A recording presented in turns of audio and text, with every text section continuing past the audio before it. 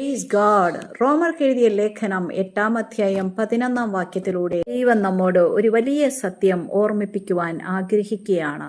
യേശുവിനെ മരിച്ചവരിൽ നിന്ന് ഉയർപ്പിച്ചവന്റെ ആത്മാവ് നമ്മിൽ വസിക്കുന്നു എന്ന്. ഹല്ലേലൂയ. ഒരു വിധത്തിൽ സ്വർഗം തന്നെ നമ്മിൽ വസിക്കുന്ന അവസ്ഥ. അപ്പോൾ നാം ചിന്തിക്കേണ്ട കാര്യം, നാം ഭയന്ന് നിരാശപ്പെട്ട് ജീവിക്കേണ്ട വിശ്വാസികളാണോ? നാം ഭയക്കുന്നുവെങ്കിൽ, ചഞ്ചലപ്പെടുന്നുവെങ്കിൽ, നിരാശപ്പെടുന്നുവെങ്കിൽ പ്രശ്നം മറ്റൊന്നുമല്ല, ഈ അറിവില്ലായ്മയാണ്. ഹോശേയ 4:6 പറയുകയാണ്, എന്റെ ജനം അറിവില്ലായ്മയിൽ നശിച്ചു പോകുന്നു എന്ന്. ഇവിടെ പിശാചോ അവന്റെ പ്രവൃത്തികളോ അല്ല നമുക്ക് ദോഷമായി ഭവിക്കുന്നത്, പിന്നെയോ അറിവില്ലായ്മ.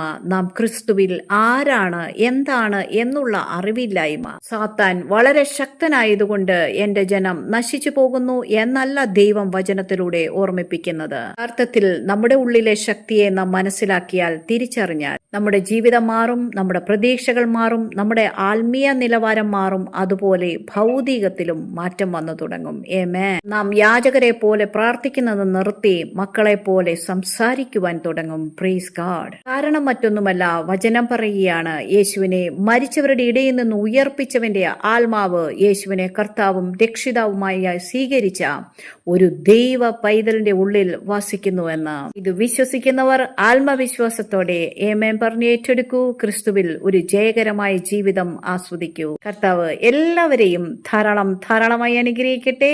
ആമേൻ.